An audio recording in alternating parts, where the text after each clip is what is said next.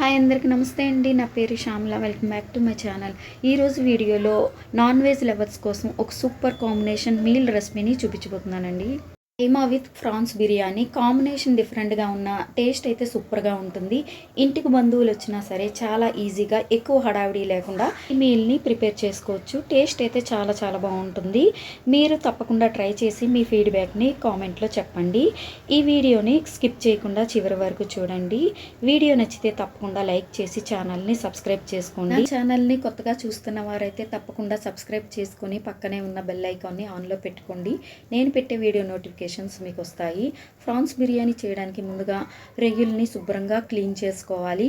Clean చేసుకున్న రొయ్యల్లో పావు spoon పసుపు, 1 టేబుల్ స్పూన్ కారం, పావు స్పూన్ ధనియాల పొడి వేసుకోవాలి. నేను ఇక్కడ పావు కిలో ఫ్రాన్స్ని తీసుకున్నానండి. మనం చేయాలనుకునే క్వాంటిటీని బట్టి తీసుకోవాలి ఫ్రాన్స్ని. ఇప్పుడు ఇందులో ఒక 1/2 స్పూన్ ఉప్పు కూడా వేసుకోవాలి.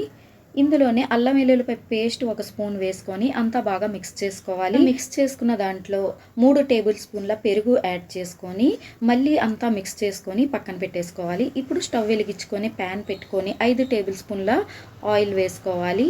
3 టేబుల్ స్పూన్ల గీ వేసుకోవాలి. నెయ్యి నూనె వేడెక్కిన తర్వాత ఇందులో సన్నంగా పొడుగ్గా కట్ చేసుకున్న ఉల్లిపాయ ముక్కలు 1 కప్పు ఉల్లిపాయ ముక్కలు వేసుకోవాలి. ఇలా పొడుగ్గా కట్ చేసుకోవాలి.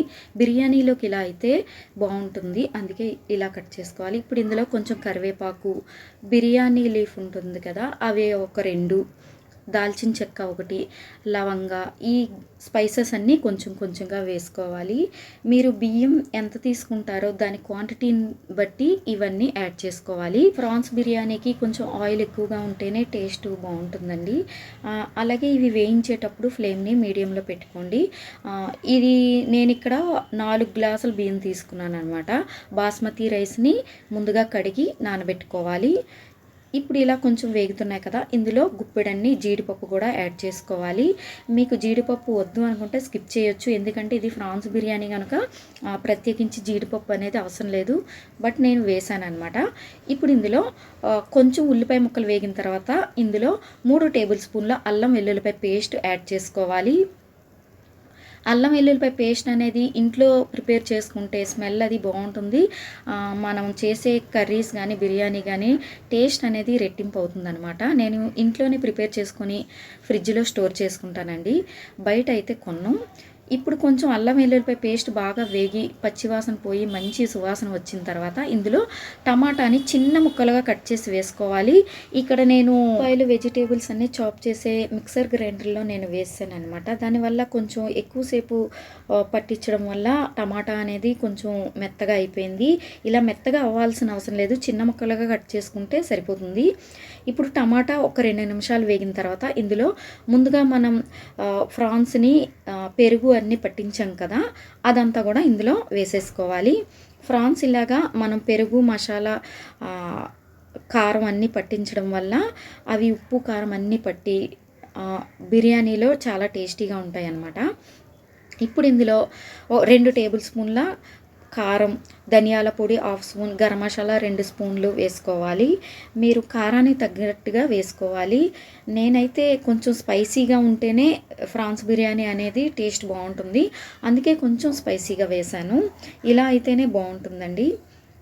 ఇప్పుడు ఇందులో పచ్చిమిర్చి యాడ్ చేసుకోవాలి. 4-5 పచ్చిమిర్చిని సన్నంగా పొడుగ్గా కట్ చేసి ఇందులో వేసుకోవాలి. అలాగే కొంచెం పుదీనా కూడా యాడ్ చేసుకోవాలి. 2 నిమిషాల పాటు ఇవంతా వేగిన తర్వాత ఇందులో బాస్మతి రైస్ని వేసేసుకోవాలి. ఇలా అడుగు మందంగా ఉండే ప్యాన్ మాత్రమే తీసుకోండి, పల్చగా ఉన్నదైతే బిర్యానీ అడుగు పట్టేసే అవకాశం ఉంది. ఇప్పుడు ఇందులో 2 నిమిషాల పాటు బియ్యం లైట్గా వేయించిన తర్వాత ఇందులో మనం వాటర్ యాడ్ చేసేసుకోవడమే. వాటర్ యాడ్ చేసుకున్న తర్వాత రుచికి సరిపడినంత సాల్ట్ కూడా వేసేసుకోవాలి. నేను ఇక్కడ 4 గ్లాసులు బియ్యం తీసుకున్నాను. 4 గ్లాసుల బియ్యానికి 7 గ్లాసులు వాటర్ వేసాను అనమాట.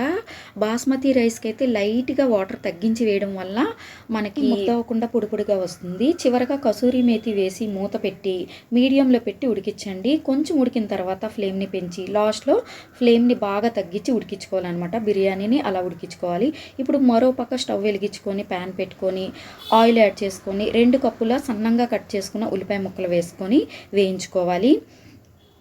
ఉల్లిపాయ ముక్కలు కాస్త ఎక్కువగా వేసుకోవడం వల్ల గ్రేవీ అనేది ఎక్కువగా వస్తుంది. అలాగే గ్రేవీ కూడా చిక్కగా వస్తుందనమాట. అంటే తిక్కుగా వస్తుంది, మరి పలచగా లేకుండా. ఇప్పుడు ఇందులో 4, 5 కరివేపాకు రెమ్మలు, 2 పచ్చిమిర్చిని పొడుగ్గా కట్ చేసి వేసుకోవాలి. ఈ ఉల్లిపాయలు అయితే కొంచెం బాగా వేయించుకోవాలి. వేయించుకుంటేనే బాగుంటుందండి. ఉల్లిపాయలోని పచ్చిదనం ఉంది కనుక ఇలా తెల్లగా ఉంది కదా, బ్రౌన్ కలర్ వచ్చేంత వరకు వేయించుకోవాలి. ఇప్పుడు ఇందులో 2 బిర్యానీ ఆకు యాడ్ చేసుకోవాలి.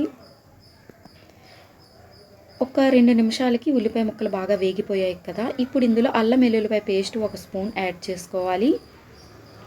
అల్లం వెల్లుల్లిపాయ పేస్ట్ వేసిన తర్వాత ఒక 2 నిమిషాల పాటు బాగా వేయించండి. 2 నిమిషాల పాటు వేయించుకుంటే అల్లంలో ఉండే పచ్చివాసన అంతా పోతుంది. ఇలా అల్లంలో ఉండే పచ్చివాసన అంతా పోయి బాగా వేగిన తర్వాత ముందుగా మనం క్లీన్ చేసి ఉంచుకున్న కైమా అంతా వేసేసుకోవాలి. కైమా వేసుకున్న తర్వాత బాగా కలుపుతూ వేయించుకోవాలండి. అప్పుడే కర్రీ అనేది బాగా టేస్టీగా వస్తుంది.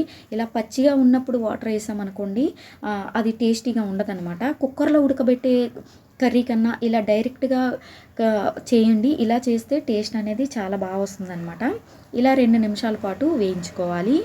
ఈ కర్రీ అంటే అందరూ ఇష్టపడతారు. ఒక 2 నిమిషాల పాటు ఉడికిన తర్వాత ఇందులో 1/2 స్పూన్ పసుపు యాడ్ చేసుకొని కలుపుతూ వేయించుకోవాలి. 1 నిమిషం పాటు వేయించుకున్న తర్వాత మూత పెట్టి ఫ్లేమ్ని మీడియంలో పెట్టుకొని ఉడికించుకోండి. హైలో పెడితే అడుగు పట్టేసి మాడిపోతుంది. ఇప్పుడు దీంట్లోకి మసాలా ప్రిపేర్ చేసుకోవడానికి ఒక మిక్సీ జార్లోకి 2 టమాటాని 4 ముక్కలుగా కట్ చేసి వేసుకోవాలి.